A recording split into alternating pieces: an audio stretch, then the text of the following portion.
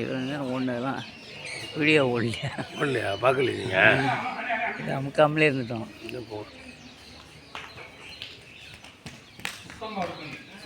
உத்தரகோச மங்கை காகபுஜண்டர் தவம் பண்ணிய இடம் 3000 ஆண்டுகளுக்கு மேல் உள்ள இலந்தை மரம். இது இந்த இடத்துக்கு வந்துட்டு போனாலே ஞானம் மோட்சம்லாம் வந்து பிறவி வினையெல்லாம் நீங்கும்.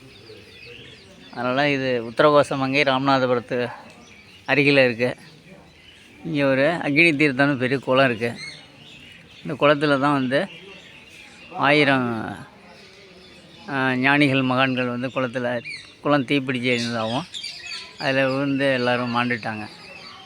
இதை வந்து சிவபெருமான் எல்லாரையும் 1000 பேரையும் ஒன்றா அணைச்சி அதை லிங்கமாக மாற்றினார். அதை தான் சகஸ்ரலிங்கம்னு சொல்லி இங்கே உள்ளே இருக்குது.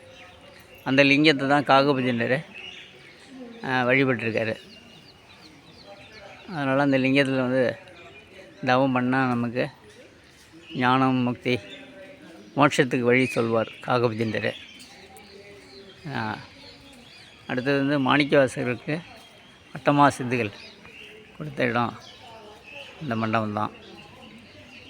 அதில் வந்து மாணிக்கவாசகர் ராஜ அலங்காரத்தோடு இருக்கிறாரு.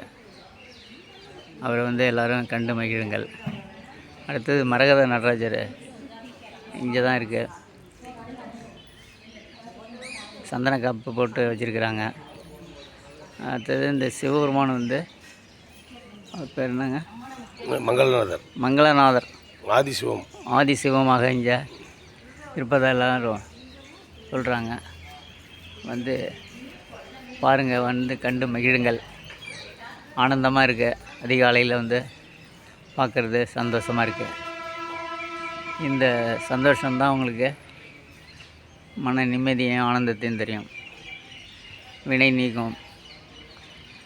நீங்குவதோட நம்முடைய மன மகிழ்ச்சி தான் வந்து யோகத்துக்கும் முக்திக்கும் வழிவகுக்கும். எல்லாம் சிவனடியார்களாக வந்து பொதுவார் மூர்த்திகளாக வந்து எல்லாம் சிவன் பாடிட்டு அங்கங்கே சென்றுக்கிட்டே இருக்காங்க. ஆயிரக்கணக்கான மக்கள் தினந்தோறும் வந்துகிட்ருக்காங்க. பார்த்து மகிழக்கூடிய இடம் இது. ரொம்ப ஆனந்தமாக இருக்குது, மகிழ்ச்சியாக இருக்குது. வாங்க, வந்து நீங்களும் இந்த மகிழ்ச்சி வெள்ளத்தில் வந்து முழுகுங்க. காகபுஜண்டர் உங்களுக்கு அருளாசி பண்ணுவார். காகபுஜண்டர் வந்து வாசி யோகத்தை பற்றி சொல்லியிருக்கிறாரு. 3000 பாடல்கள் ஞானத்தையும் வாசியம் பற்றி சொல்லியிருக்கிறாரு. வாசி யோகம்லாம் தெரிஞ்சுக்கணுன்னா நம்ம குடிலுக்கு வாங்க. காகபுஜண்டர் சித்தர் குடில்னு சொல்லி சீர்காழியில் வச்சுருக்குறோம். வாங்க, வந்து தெரிந்து பயன்பெறுங்கள். நன்றி, வணக்கம்.